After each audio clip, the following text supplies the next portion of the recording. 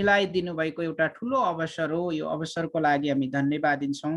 परमेश्वर भलो हुनुहुन्छ। अब अबेर नगरिकन म स्क्रिन शेयरमा गइहाल्नेछु।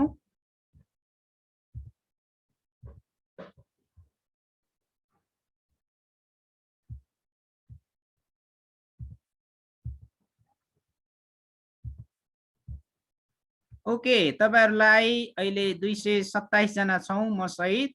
हजुरहरु सबैजनालाई फेरि पनि म स्वागत भन्न चाहन्छु। अनि मेरो नजिकको मित्र हाम्रो लाजरस तामाङ जी, अनि त्यसैगरी युवा आयोगको विभागहरु, केन्द्रीय विभाग र साथै प्रदेशका आदरणीय प्रभुका सेवक सेविकाहरूलाई धेरै धन्यवाद दिन चाहन्छु। अब विवाह र परिवार सम्बन्धी बाइबली परामर्शको 5औं पाठमा छौं हामी।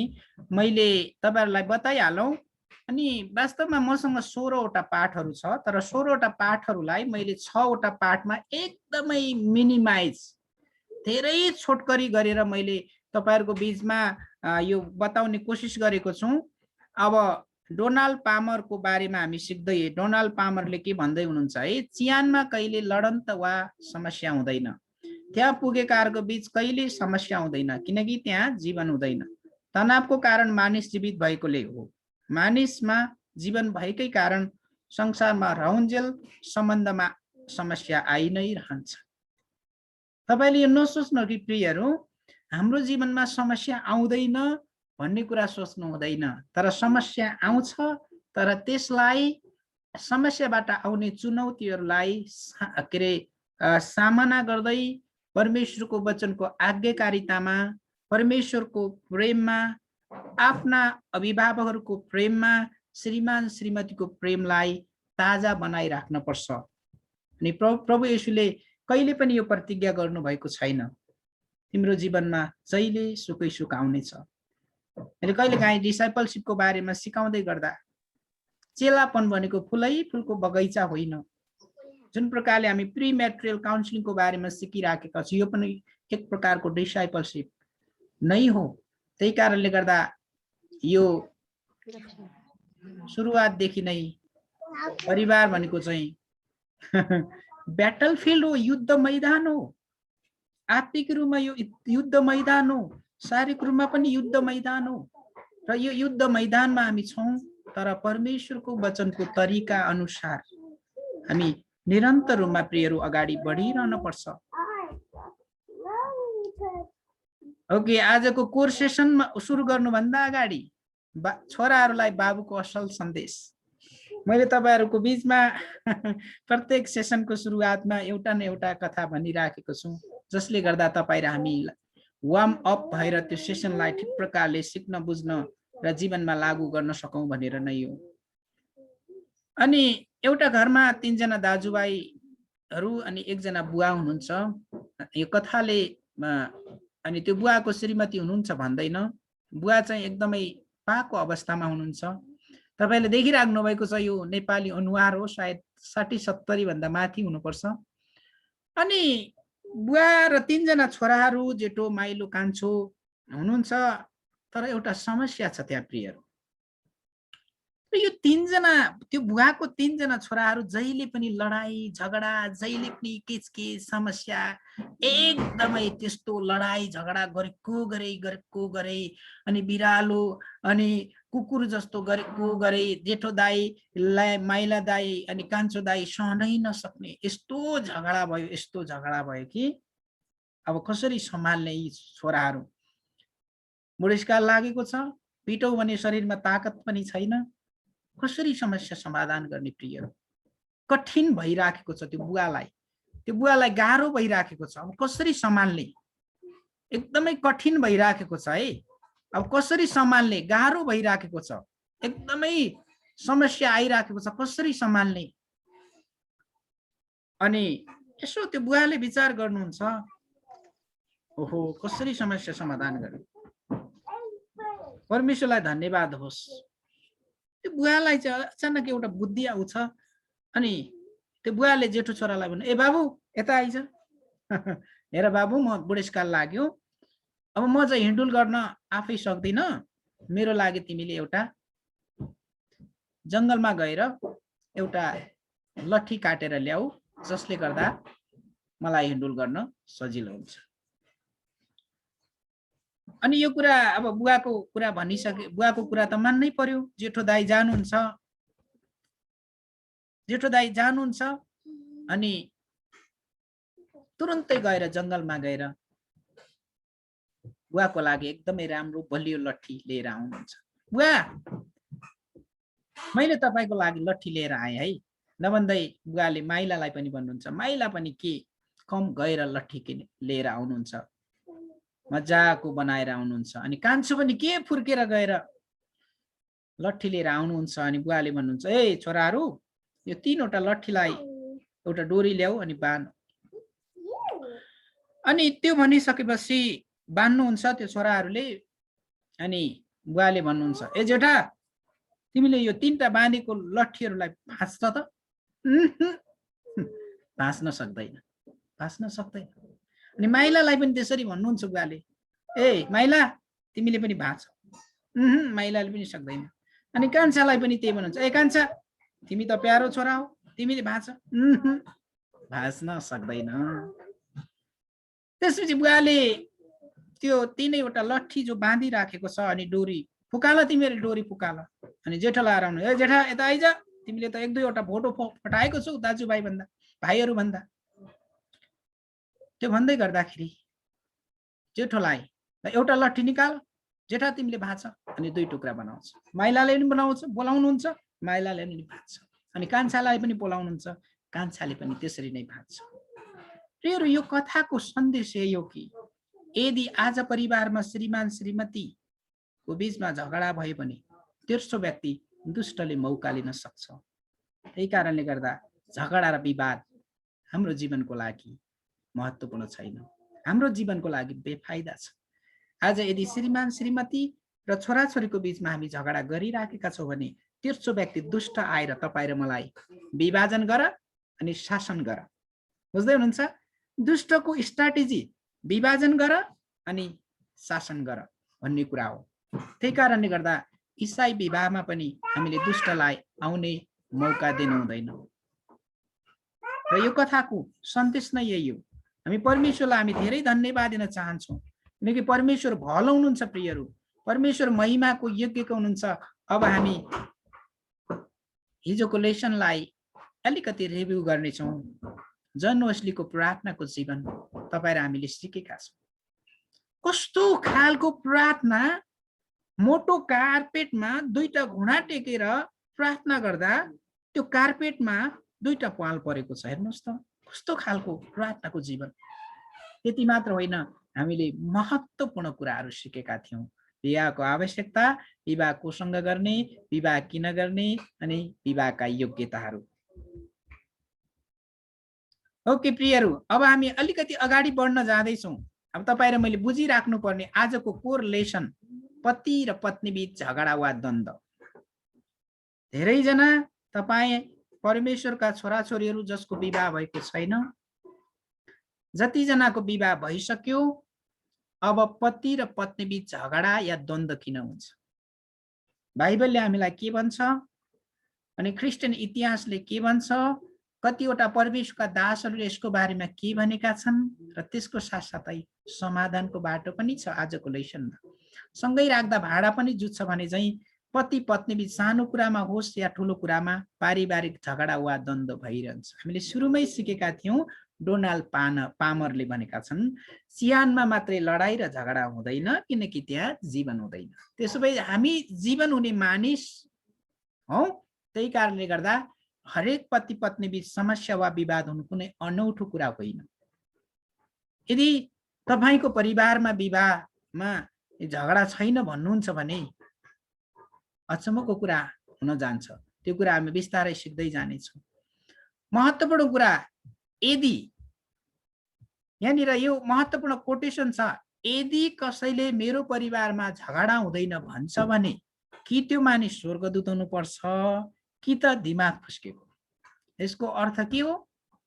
परिवारमा झगडा अवश्य हुन्छ, तर यो झगडा, यसको अर्थ झगडा गरेको गरे होइन। झगडा हुन्छ, त्यसलाई समस्या समाधानको लागि हामीले त्यो पहल गर्नै पर्छ। प्रियहरू, पति पत्नीको झगडा परालको आगो भने जस्तै यो सामान्य नै हुन्छ, यो सामान्य नै हुन्छ। तर यसलाई समाधानको बाटोमा तपाईँ र हामीले नै लानुपर्छ। परमेश्वरको इच्छालाई थाहा गरेर र उहाँसँग प्रार्थनामा प्रशस्त समय बिताएर विवाहको निम्ति बाँकी प्रक्रियामा अगाडि बढ्नुपर्छ। यो जुन मैले तयार गरेको लेसन छ, यो लेसनले के भन्छ, तपाईहरु जतिजना अविवाहित परमेश्वरका छोराछोरीहरू हुनुहुन्छ अनि प्रशस्त प्रार्थनामा समय बिताएर विवाहको निम्ति बाँकी प्रक्रियामा अगाडि, के हो बाँकी प्रक्रिया? प्रशस्त प्रार्थनामा समय बिताउने, आफ्नो बुवाआमाहरूसँग खुलस्त पारेर कुराकानी गर्ने, केटा र केटी दुवैको बुवाआमासँग, त्यसपछि मण्डलीको अगुवा पास्टरहरूसँग पनि असल प्रकारले, राम्रो प्रकारले, सकारात्मक प्रकारले अनि त्यो कुरालाई हामीले बुझेर अगाडि बढ्नुपर्छ प्रियहरू। यदि त्यो गर्दैनौँ भने तपाईँ र हामी चोर बाटो कहिले पनि जानु हुँदैन। जब हामी चोर बाटो जान्छौँ अनि एक्सिडेन्ट हुन्छ प्रियहरू। नर्मन राइट भन्ने व्यक्तिले भन्नुहुन्छ, झगडा चाहिँ विवाहित जीवनको वृद्धिको सकारात्मक चिन्ह हो। झगडा चाहिँ विवाहित जीवनको वृद्धिको सकारात्मक चिन्ह हो। जब एक आपसमा ठाकठुक हुँदैन भने साँचो मान्छे चिनिँदैन। कोरिन्थीको पुस्तकमा पावलले के भन्छन्, सन्दर्भ जे भए पनि तिमीहरू साँचो मानिस चिनिनको लागि अलिअलि मतभेद पनि हुनुपर्छ। कष्टको बेलामा तपाईहरुको मेरो मित्र साँच्चीकै हो या होइन भन्ने कुरा चाहिँ कष्टको बेलामा थाहा हुन्छ प्रिय। कष्टको बेलामा हामी थाहा पाउँछौँ।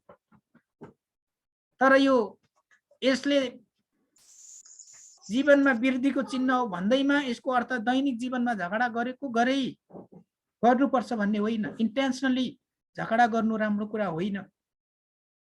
सायद सँगै बस्दा रहँदा सानोतिनो कुरामा ठास ठुस अर्थात् मत भिन्नता हुन सक्छ, तर यसलाई ठुलो रूपमा एउटा सानो कणलाई, एउटा राईको दानालाई पहाड बनाउने काम हामीले गर्न हुँदैन।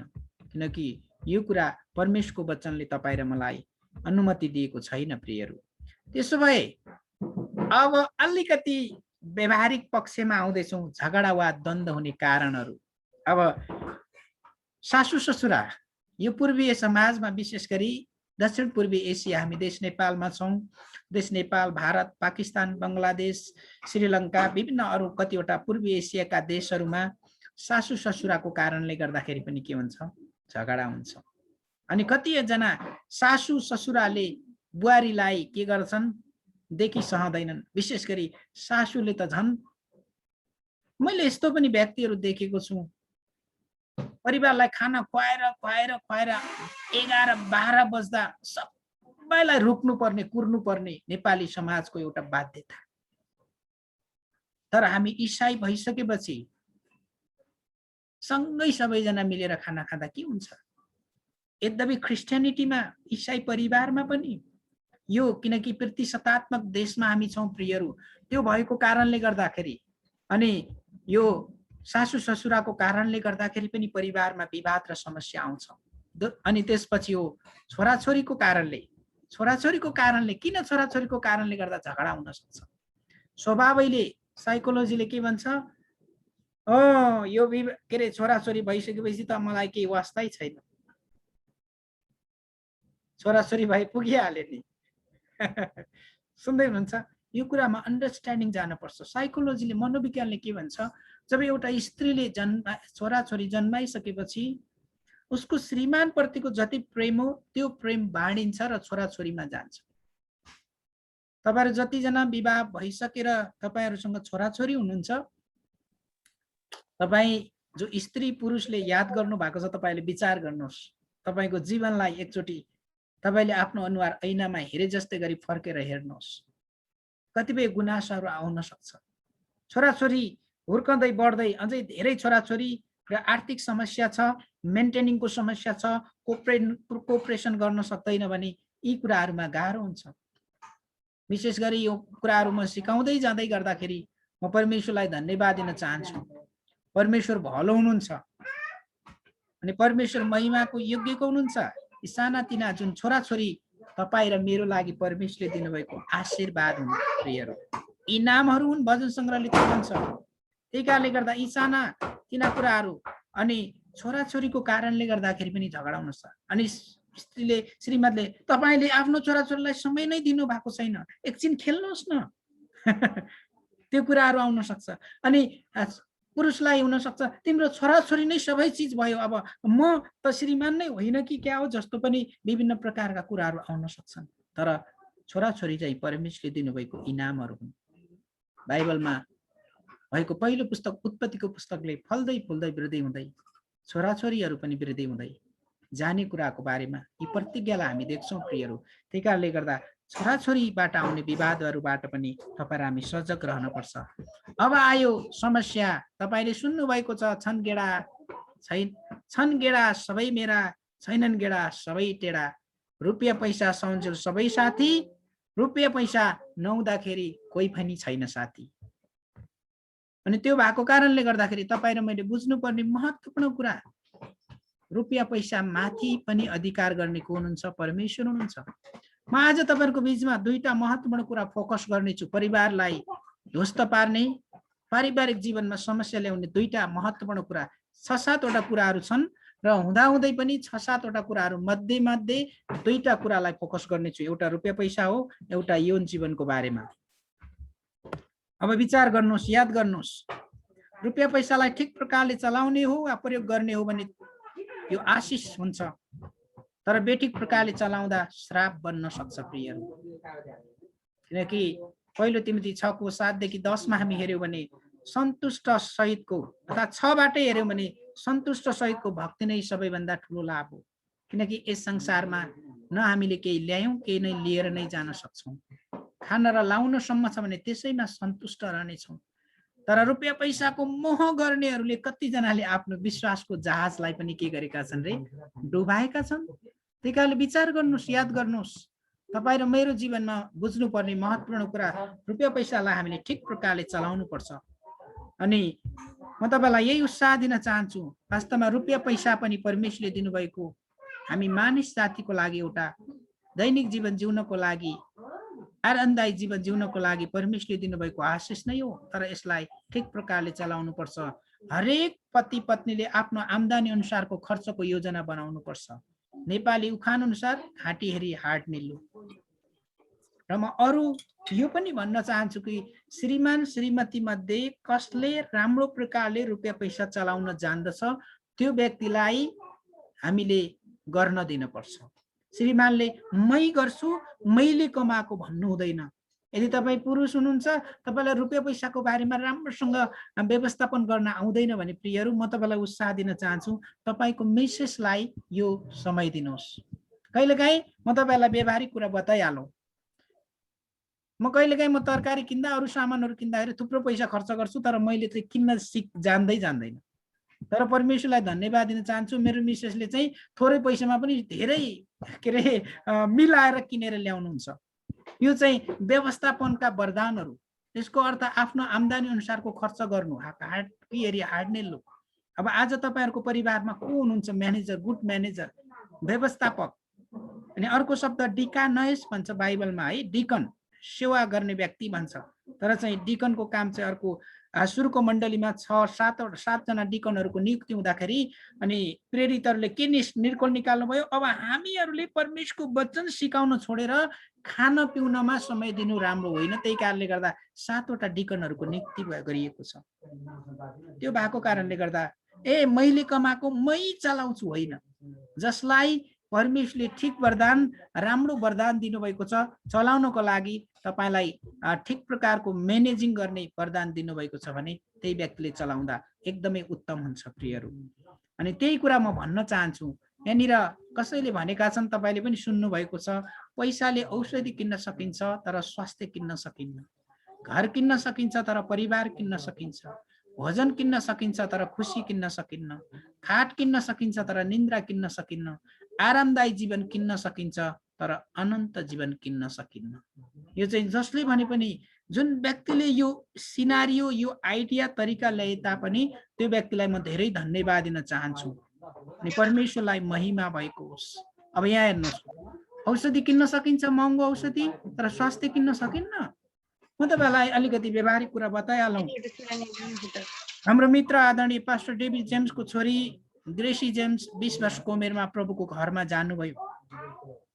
हामीले अझै प्रयास गर्यौं। एक रातको B&B हस्पिटलमा 60,000 समेत खर्च गर्यौं। धेरै खर्च गर्यौं, तर स्वास्थ्यलाई हामीले पैसाले किन्न सकेनौं। प्रियहरू, पेन्डेमिकको समयमा धेरै गाह्रो छ, धेरै कठिन छ। अनि घर किन्न सकिन्छ, परिवार किन्न सकिन्न, भोजन किन्न सकिन्छ, तर खुसी किन्न सकिन्न। राम्रो लाख 2 लाखको तपाईले खाट किन्न सक्नुहुन्छ, तर निन्द्रा किन्न सकिन्न।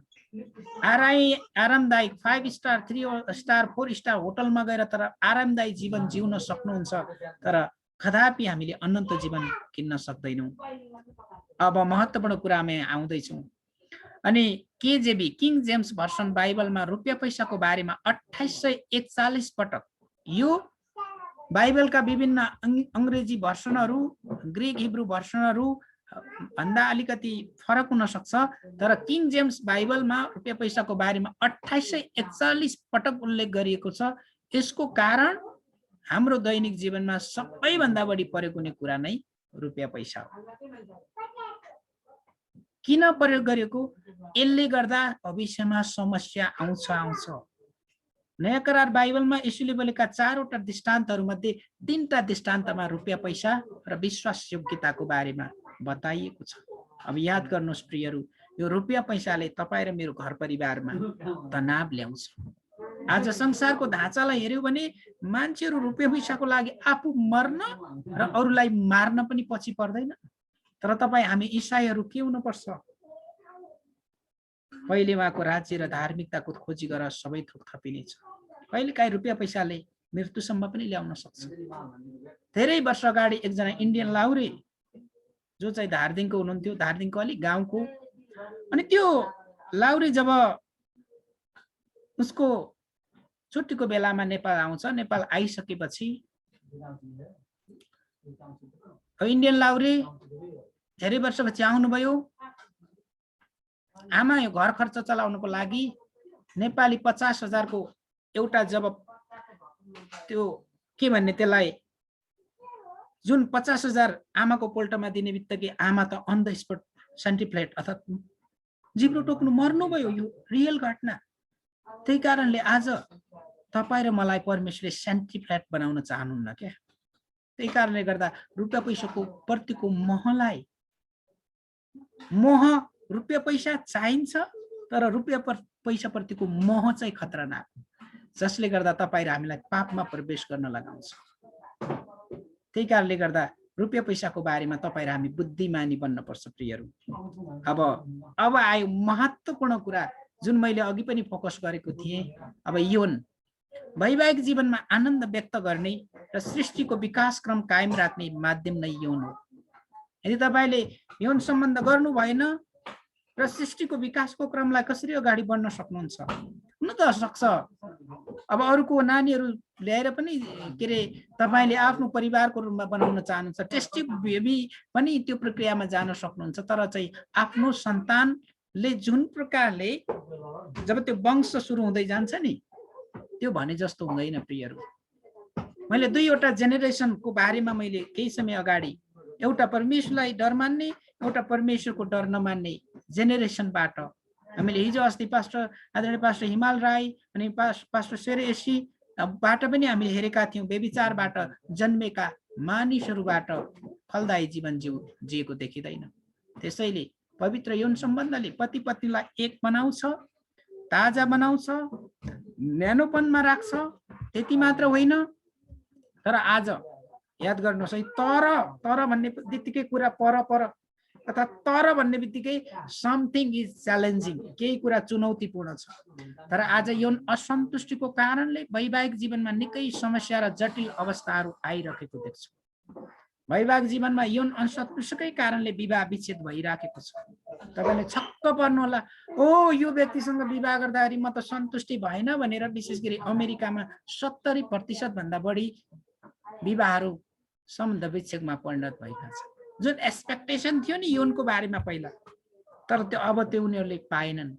त्यही कारणले गर्दा तपाईले यो रातमा मात्रै गर्ने कुरा हो, तपाईले यो सोच्नु हुँदैन, यो चाहिँ त्यति इम्पोर्टेन्ट छैन भन्ने कुरा सोच्नु हुँदैन। एकदमै महत्त्वपूर्ण कुरा। पहिलो नम्बरमा रुपियाँ पैसा दोस्रो नम्बरमा आउँछ। तपाईले संसारमा सर्वेक्षण गर्नुभयो, एनजिओ आइएनजिओहरूले कुनै कतै कतै सर्वेक्षण गर्नुभयो भने अनि तपाईले सबभन्दा जटिल समस्याहरू नै त्यही हो। अनि अर्को कुरा चाहिँ म तपाईलाई बताइहालौँ दाजुभाइ, यो कुराको लागि अलिक बढी क्रेजी हुन्छन् तर स्त्रीहरू पनि त्यत्तिकै हुन्छन्, तर त्यो साइकोलोजिकली रूपमा तर स्त्रीहरूले त्यो कुरा व्यक्त गर्न सक्नुहुन्न। तपाई पुरुष हुनुहुन्छ, तपाईको मिसेस हुनुहुन्छ, तपाईको स्त्री हुनुहुन्छ, श्रीमान श्रीमती हुनुहुन्छ, पुरुषले चाहेको बेला अनि तपाईको स्त्री अथवा तपाईको मिसेस तपाईको श्रीमतीले इन्कार गर्नुभयो भने तपाईलाई चाहिँ भयानक रिस उठ्न सक्छ, जसले गर्दा तपाईको पारिवारिक जीवन तस नस हुन सक्छ। यो दुई दोहोरै लागू हुन्छ। कहिलेकाहीँ यो कुरामा के हुन्छ, श्रीमान शिथिल अवस्थामा हुन्छ अनि कतिपय अवस्थाहरूमा श्रीमती शिथिल रहने कुराहरू आउँछ। जतिजना अविवाहित तपाईँ प्रभुका छोराछोरीहरू हुनुहुन्छ तर यसलाई तपाईले अनौठो रूपमा लिनु हुँदैन। जब तपाईँ भविष्यमा विवाह गर्नुहुनेछ त्यसपछि तपाईले यसको बारेमा थाहा पाउँदै जानुहुनेछ। आज वैवाहिक जीवनमा 70% भन्दा बढी विवाह विच्छेद अथवा सम्बन्ध विच्छेद हुनुको कारण यौन असन्तुष्टिकै कारणले हो। पति पत्नीले एक आपसमा असल प्रकारले यौन सम्बन्ध नराखेकोले नै झगडा वा द्वन्द्व भएको देख्छौँ। सोशल मिडियामा पनि देख्छौँ, अचम्म लागेर आउँछ मलाई। हो, मेरो श्रीमानसँग म खुसी हुन सकेन, त्यही कारणले गर्दा म अब उसँग जीवन जिउन सक्दिनँ, म अब सम्बन्ध विच्छेद हुन चाहन्छु भनेर अदालतमा पनि केसहरू पुगेका कुराहरू हामीले देखिराखेका छौँ प्रियहरू। त्यही कारणले याद गर्नुहोस्, विचार गर्नुहोस्। तर एउटा महत्त्वपूर्ण कुरा, जो अलरेडी विवाहित हुनुहुन्छ तपाईहरूलाई जुन स्त्री र पुरुष परमेश्वरले दिनुभएको छ त्यो स्त्री पुरुष या परिवार असल प्रकारले निर्माण गर्ने पहिलो जिम्मेवारी तपाईको आउँछ। परमेश्वरमा भरोसा गर्दै आज्ञाकारिताको जीवन जिउँदै एकअर्कालाई आदर गर्दै अनि मैले तपाईलाई सिकाइ नहुने केही महत्त्वपूर्ण विषय हुँदाहुँदै पनि मैले लेसनलाई स्क्रिप्ट गर्दै गरेको छु। बीचको एउटा श्रीमान र श्रीमती बीचको भिन्नताहरूको बारेमा मैले सिकाउनु पर्ने थियो, किनकि हामीसँग थोरै समय भएको कारणले गर्दा श्रीमानले के चाहन्छ, श्रीमतीले के चाहन्छ, यो कुरा चाहिँ भविष्यमा हामी सिक्न सक्नेछौँ। र अर्को कुरा म तपाईलाई उत्साह दिन चाहन्छु, अनि विवाह र परिवार भन्ने जुन मेरो पुस्तक छ अनि लकडाउन पछि वरदान पब्लिकेसनमा छ, तपाईँ गएर किनेर पनि त्यहाँबाट धेरै कुरा सिक्न सक्नुहुन्छ। पति पत्नीले यौनलाई आनन्ददायी, ताजा र न्यानोपनमा राख्नको लागि निम्न कुराहरू महत्त्वपूर्ण छन्। केही कुराहरू महत्त्वपूर्ण छन् है, अनि यी महत्त्वपूर्ण कुराहरूलाई म बताउन। एक अर्काप्रति अटुट प्रेम। यदि स्त्री र पुरुष श्रीमान र श्रीमतीसँग अटुट प्रेम छ, जुन प्रेम परमेश्वरबाटको प्रेम हो भने यो यौन चाहनाको लागि मरिहत्ते नै गर्ने अवस्था आउँदैन। जब तपाईको प्रेम सेलाउँदै जान्छ, तपाईले आफ्नो इच्छा पूरा गर्नको लागि श्रीमतीसँग त्यो व्यवहार गर्न थाल्नुहुन्छ भने प्रियहरू त्यसले दुर्घटना निम्त्याउन सक्छ। त्यसैले एक अर्कालाई प्रेम गर्न जानेको व्यक्तिले पावलले भने जस्तै घट्न र बढ्न सिकेको हुन्छ। स्त्रीको आफ्नै व्यवस्थाहरू बाध्यताहरू छन्, श्रीमानको आफ्नै व्यवस्था र बाध्यताहरू छन्। यी कुराहरूलाई तपाईँ र मैले राम्रोसँग बुझ्नुपर्छ। असल संचार, मानव श्रीमान बाहिर छ, श्रीमती घरमै छिन्, अर्थात् श्रीमती बाहिर छिन्, श्रीमान घरमै छ भने हो दिनभरि म कहाँ जाँदैछु भन्ने कुरा चाहिँ थाहा हुनुपर्छ। यसलाई ठिक संचार भन्छ। श्रीमानले श्रीमतीलाई भनेर घरमा म यहाँ जान्छु भनेको छ, अर्कैतिर पुगेर अचानक कोही दिदीबहिनीसँग त्यहाँनिर भेट हुँदाखेरि त्यसले मिसअन्डरस्ट्यान्डिङ ल्याएर जीवनमा केही कुरा समस्या आउन सक्छ। त्यति मात्र होइन, शुद्धता र पवित्रताको जीवन हामी जिउँदै अगाडि बढ्नुपर्छ। संवेदनशील र हृदय आत्मिक र भौतिक शरीर, हृदय आत्मिक कुराहरू, भौतिक तथा शरीर अन्तर्गत यो दिमाग कुराहरू आउँछ, भावनाको कुराहरू आउँछ। त्यो कुरामा पनि तयारी हुँदै अगाडि बढ्नुपर्छ। जसरी हामी यी कुरामा अगाडि बढ्छौँ, अब केही टिप्सहरू मैले तपाईहरुको बीचमा ल्याएको छु। महत्त्वपूर्ण टिप्सहरू, यौन जीवनलाई ताजा बनाइराख्ने 21 वटा सूत्रहरू है। यो जो अविवाहित हुनुहुन्छ तपाईको लागि भविष्यको लागि एडभान्स हो, तपाईले भविष्यको लागि यो चाहिँ बोनस हो। जो अलरेडी विवाहित हुनुहुन्छ तपाईँ र हामीले अब लागू गर्नुपर्ने कुराहरू है। यो चाहिँ एकदमै प्र्याक्टिकल, यो एकदमै व्यवहारिक कुरा, यो महत्त्वपूर्ण कुरा छ। यसलाई चाहिँ हामीले लागू गर्नै पर्छ। अब हामी अगाडि बढ्दै जानेछौँ। एक अर्काको कुरालाई ध्यानसँग सुन्ने,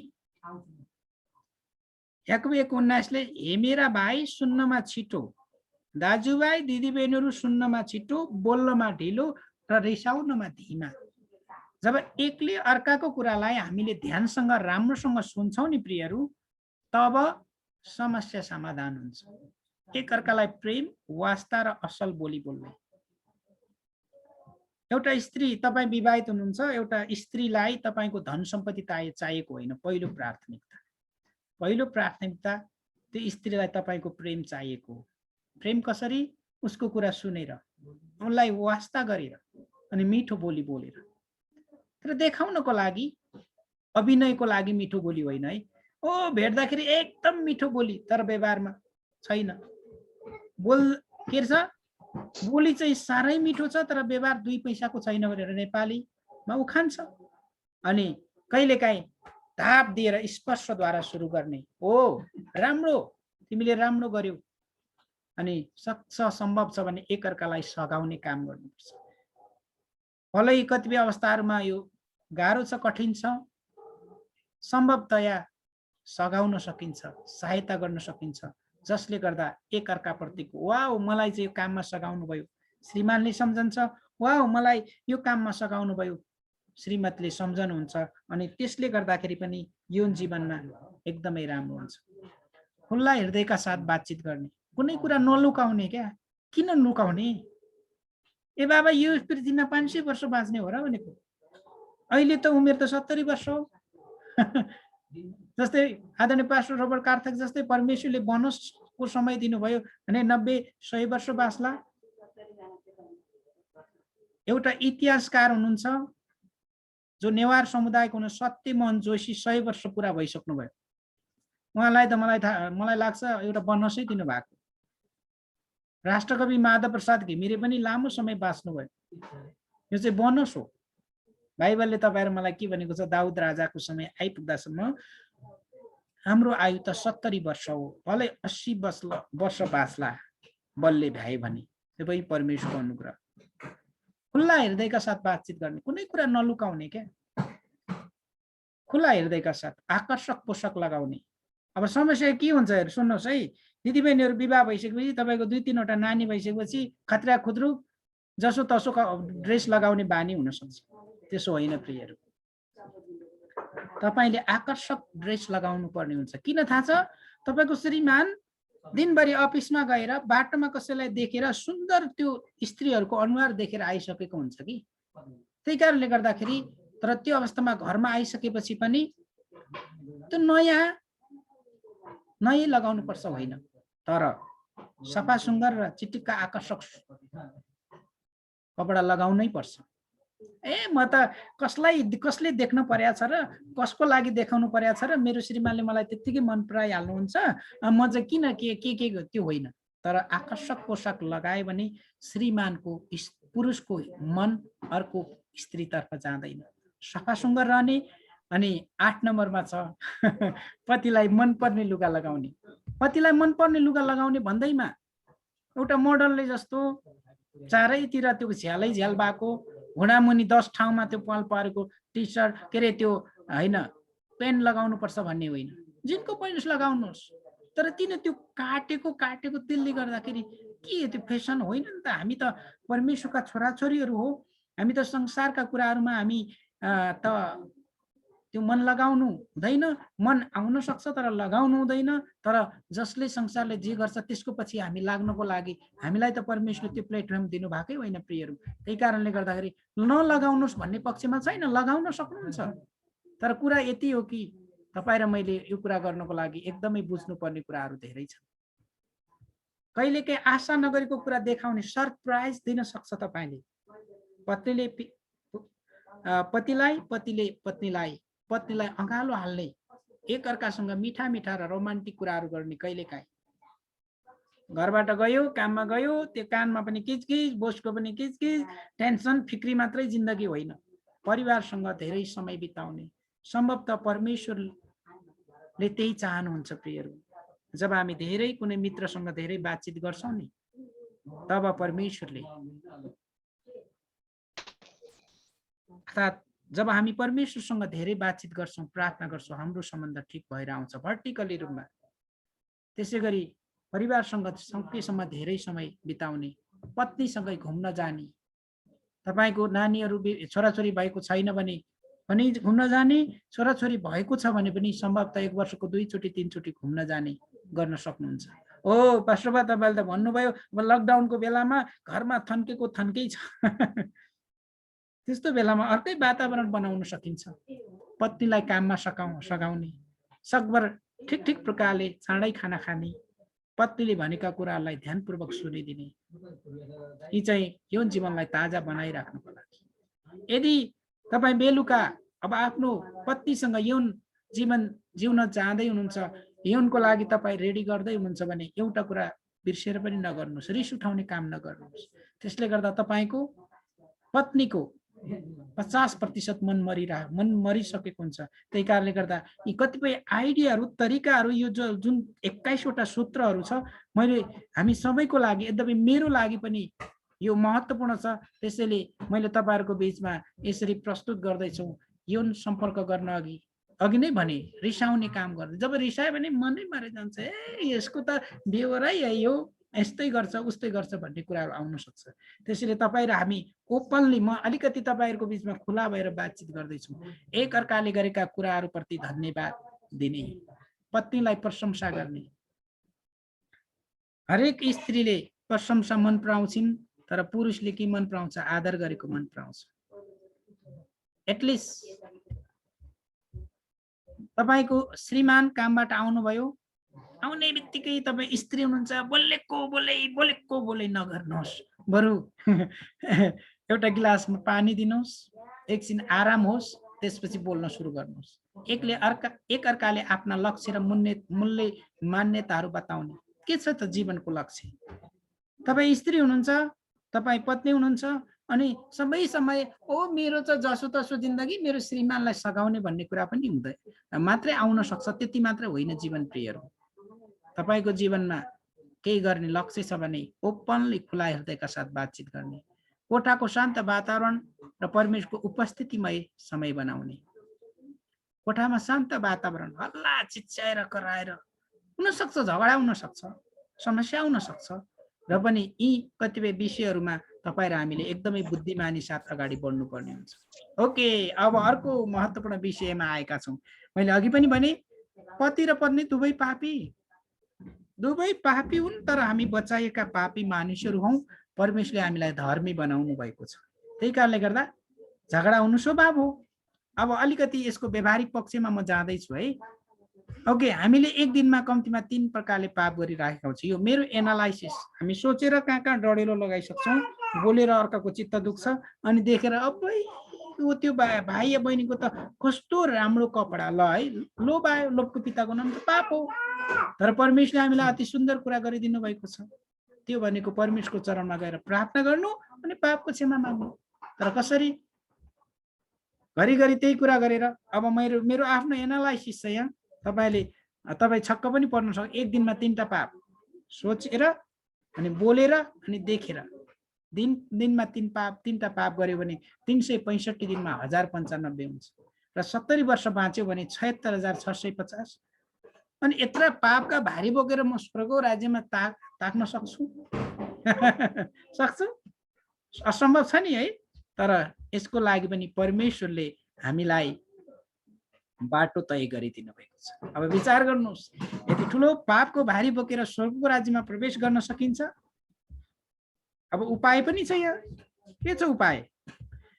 पहिलो तिमोथी 4:5 मा वचन र प्रार्थनाले सबै कुरा चोखो तुल्याइन्छ। प्रेरित 3:19 मा यस कारण पश्चाताप गर्नुहोस्। सोचेर, बोलेर अनि देखेर गरेको गल्तीको कारणले के गर्नुहोस्? पश्चाताप गर्नुहोस्, ताकि पश्चाताप गर्नुहोस् र फर्कनुहोस्।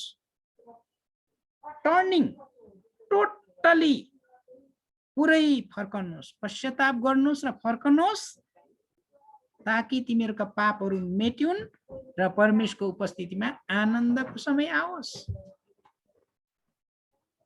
मेरो जीवनमा सबभन्दा इम्प्याक्ट, प्रभाव पारेको वचनको खण्ड यो 2टा खण्ड। जब तपाईँ र हामी दिनभरि यस्ता खालका पापहरू गल्ती भुल अधर्म गर्छौँ, राति सुत्नुभन्दा अगाडि परमेश्वरको चरणमा गएर हामीले पश्चाताप गर्यौँ भने पापको प्रायश्चित वचन र प्रार्थनाद्वारा हुन्छ। अनि परमेश्वरले हाम्रा पापहरूको लेखा राख्नुमा एभ्रीडे डिलिट गर्नुपर्छ। तपाईँले विचार गर्नुहोस्, तपाईँको कम्प्युटर छ, तपाईँको मोबाइल छ, मोबाइलमा धेरै धेरै थन्क्यो थन्क्यो थन्क्यो भने के हुन्छ? त्यहाँ लोडै हुँदैन। त्यही कारणले गर्दा एभ्रीडे तपाईँ र मैले पापमय कुराहरूको बारेमा परमेश्वरसँग भन्नुपर्छ, प्रभु हामीलाई क्षमा गर्नुहोस्। दिनभरि सोचेर बोलेर देखेका गरेका गल्ती भुल पाप अधर्मको लागि यदि आज राति नै तपाईँको आगमन भयो भने हाम्रा गल्ती भुल पाप अधर्महरू क्षमा गरेर तपाईँको महिमाको लागि उठाउनुहोस्। यदि तपाईँको आगमन भएन भने भोलिको सुन्दर बिहानी समय फेरि पनि तपाईँलाई महिमा प्रशंसा आदर इज्जत दिन सकौँ। यसरी हामी अगाडि बढ्नुपर्छ प्रियहरू। पापको कुराहरू छोटकरी रूपमा, यो चाहिँ एकदम व्यवहारिक पक्ष हो। अब चाहिँ अर्को विषय हो, कमजोर सञ्चारको कारणले गर्दाखेरि पनि तपाईँ र हामी अर्थात् स्त्री र पुरुषको बिचमा के हुन्छ? झगडा हुन सक्छ, तनाव हुन सक्छ। कमजोर सञ्चारको कारणले पनि घर परिवारमा समस्या र मेरै त श्रीमती हो, के फोन गरिराख्नु, पैसा छैन, नो नो नो त्यसो गर्नु हुँदैन। तपाईँ अचानक कुनै भाइ बहिनीको बिचमा जानुभयो, अब तपाईँ कुनै कारणवश कुनै मण्डलीको बहिनीलाई तपाईँले अचानक भेट्नुभयो, त्यस्तो अवस्थामा पनि तपाईँले फोन गरेर आफ्नो पत्नीलाई भन्नुपर्छ, बहिनी यस्तो यस्तो अवस्थामा हुनुहुन्छ है भनेर बताउनुपर्छ। किन थाहा छ? अर्को टाढातिरबाट हेरिराखेको छ, उनीहरूले त त्यो मण्डलीको बहिनी हो, यो चाहिँ पास्टर हो, यो चाहिँ अगुवा भनेर थाहा हुँदैन। थाहा छ, मङ्गली थाहा छ, तिम्रो श्रीमान त पुरा केटीसँग साइड दिइराखेको थियो भनेर त्यस्तो बेलामा के हुन्छ थाहा छ? तपाईँको पत्नी, तपाईँको श्रीमतीले विश्वास गर्न गाह्रो हुन्छ र अर्को तेस्रो व्यक्तिको कुरा सुन्नको लागि दुष्टले अलरेडी त्यहाँ एउटा स्पेस ठाउँ बनाइसकेको हुनसक्छ। बोल्ने र सञ्चार गरी कुरामा स्त्री र पुरुषको शैली फरक छ।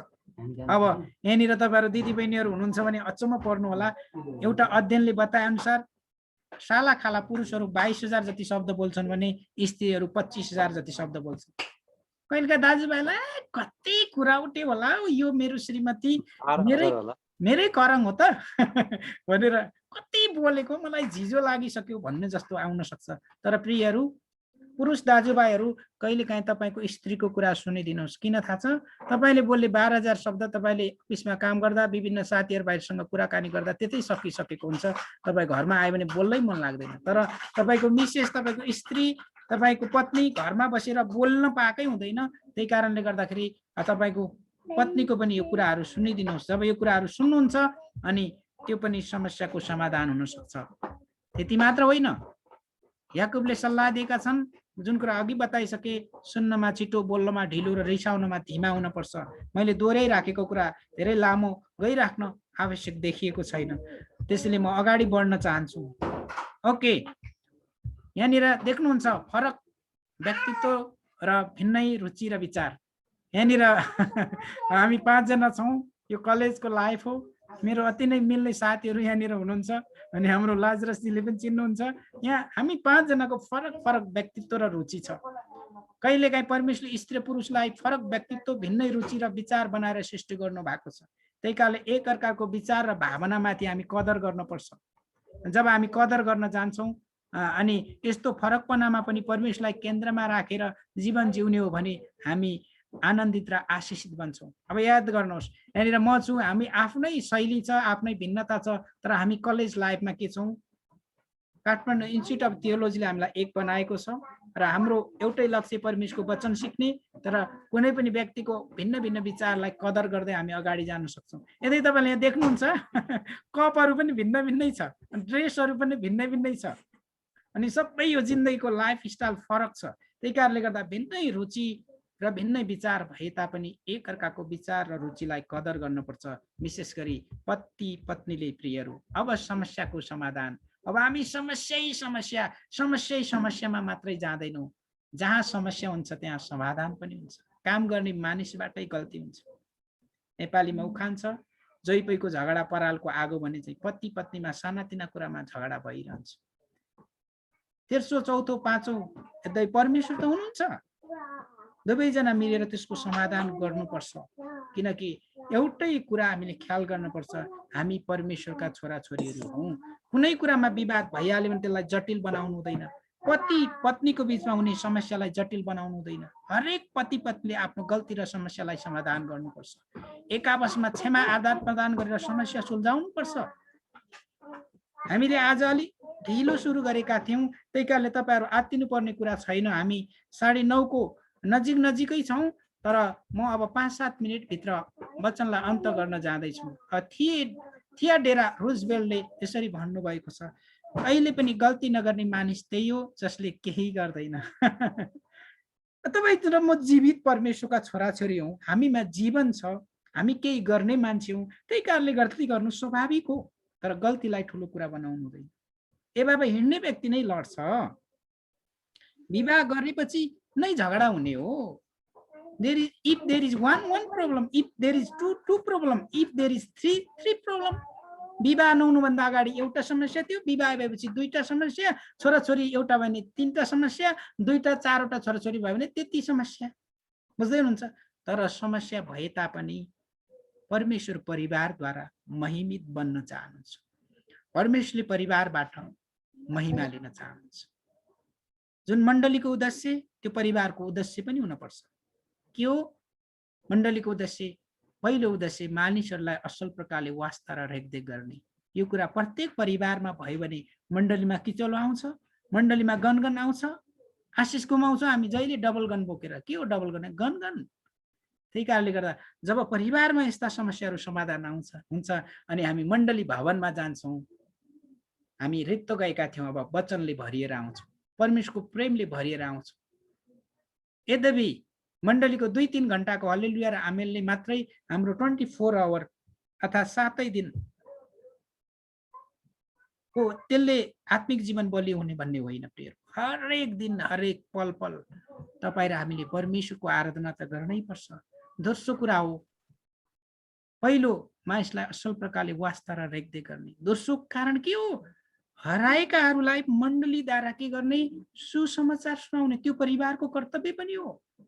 अनि परिवारमा झगडा गरे वरिपरिका छिमेकीहरूलाई पनि यो कुरा थाहा छ, तर त कसरी तपाईँ र मैले प्रभुमा मानिसलाई जित्न सक्छौँ? तेस्रो मण्डलीद्वारा अगुवाहरू निर्माण गर्ने। जब परिवारमा एउटा असल अभिभावकहरू हुन्छन्, उनीहरूका छोराछोरीहरू पनि असल अगुवाहरू निर्माण भएर जान्छ। त्यही कारणले मण्डलीमा 3टा कुराहरू छन्, याद गर्नुहोस् है। मण्डलीमा जब पास्टरलाई घर परिवारमा एउटा पिताको रूपमा, मण्डलीमा डिकनको सेवा घर परिवारमा स्त्री र मण्डलीमा विश्वासीको लाई हामीले घर परिवारमा छोराछोरीको रूपमा पनि त्यसरी प्रतीकात्मक रूपमा रूपक दृष्टान्तको रूपमा लिन सक्छौँ।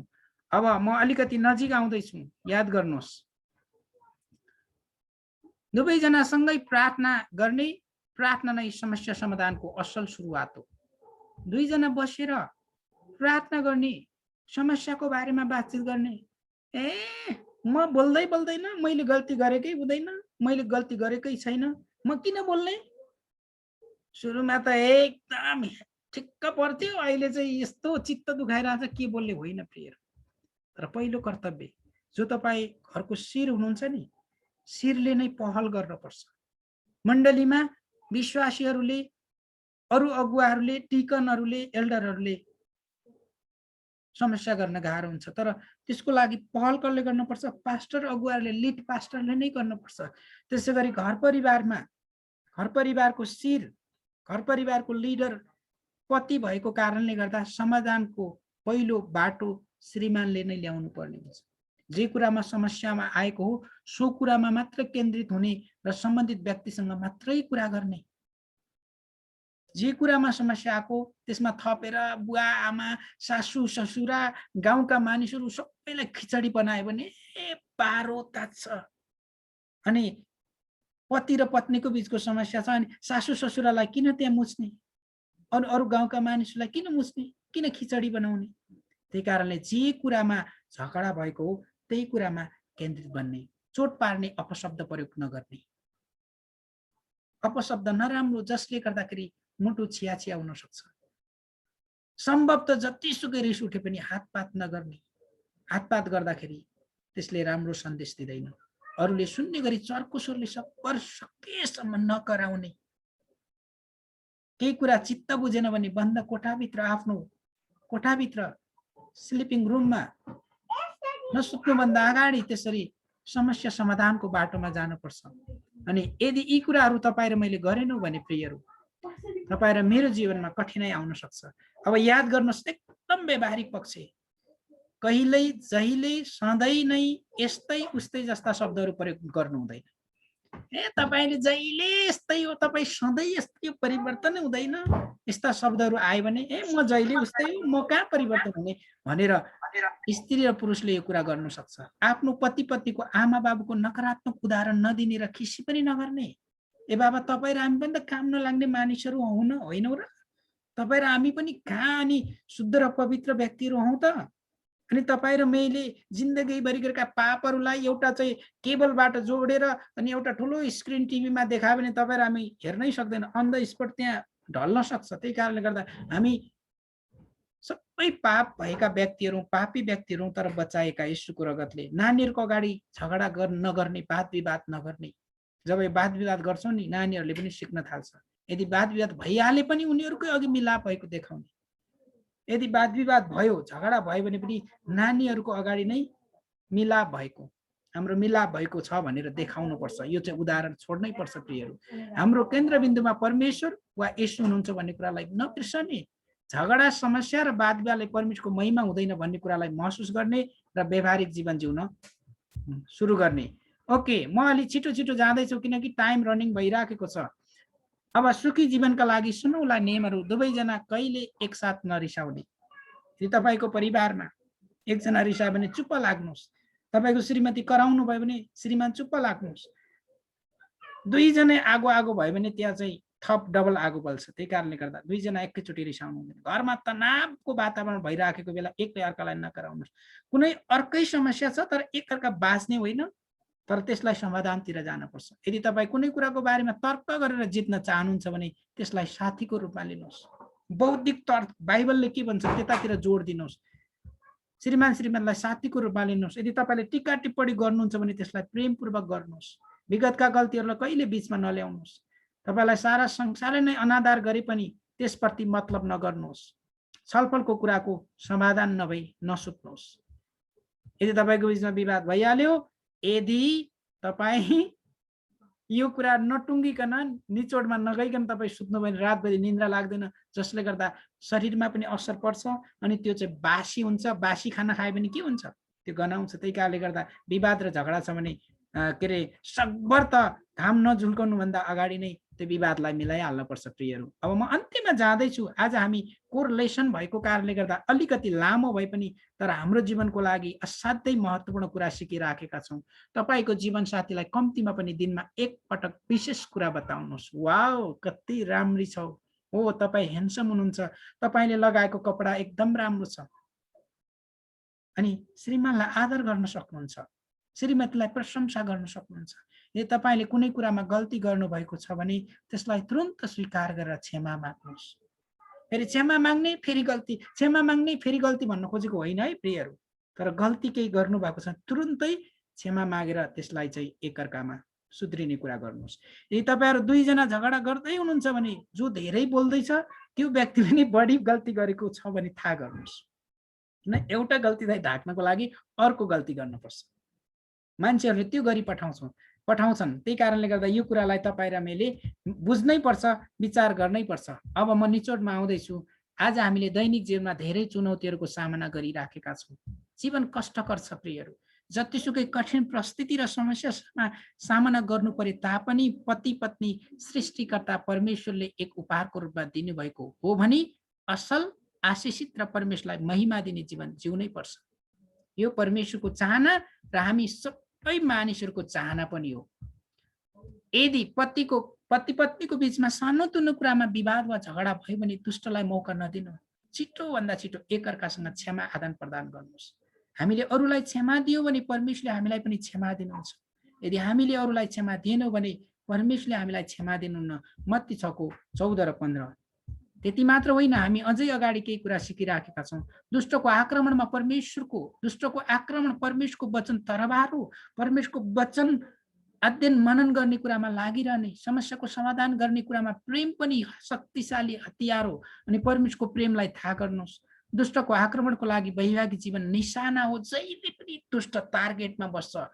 कति बेला यो परिवारमा समस्या सुरु हुन्छ अनि दुष्टले मौका लिन सक्छ। दुष्टमाथि विजय हासिल गर्न वचनमा तपाईँ र म बलियो बन्नै पर्छ प्रियहरू, दुई मात्रै छैन। यदि तपाईँहरूले यो पाठ सिकिरहेको बेला परिवारमा झगडा वा द्वन्द्व भइरहेको छ, कारण पत्ता लगाउनुहोस् र उहाँहरूको लागि प्रार्थना गरिदिनुहोस्। अनि यहाँ बताएको छ स्पष्ट, मैले जुन प्रकारले लेखेको छु, बाइबल प्रार्थनाको जीवन, बाइबल अध्ययन गर्ने, संगतिमा समय बिताउने, पवित्र आत्माको अगुवाईमा जिउने अनि आत्मा विजेता बन्दै हाम्रो परिवारबाट परमेश्वरलाई महिमा दिन पर्छ। अनि जति कुराहरू हामीले आज सिकेका छौँ प्रियहरू, म तपाईँलाई यही कुरा भन्न चाहन्छु। तर तपाईँ र मेरो समस्या भन्दा पनि परमेश्वर त्यो समस्यामाथि विजय दिने परमेश्वर हुनुहुन्छ। धेरै कुराहरू छन्, यति धेरै कुराहरू छन् र पनि द्वन्द्व र समस्या आए तापनि तपाईहरुले कतिजनाले याद पनि नगर्नु हुन सक्छ, तर जुन प्रकारका विभिन्न प्रकारका तौर तरिकाहरू छन् तपाईले अवश्य लेसन पाउनुहुनेछ। परमेश्वरले हामी सबैलाई आशीष दिनुभएको होस्। ठिक्क अहिले 9:30 भएको छ, म निर्धारित समयमै सकेको छु। परमेश्वरले हामी सबैलाई आशीष दिनुभएको होस् अनि परमेश्वरको महिमा भएको होस्। हजुरहरु सबैजनालाई फेरि पनि धन्यवाद, जय मसीह भन्न चाहन्छु। अनि बाँकी समय आदरणीय सञ्चालक ज्यूले लिनुहुनेछ।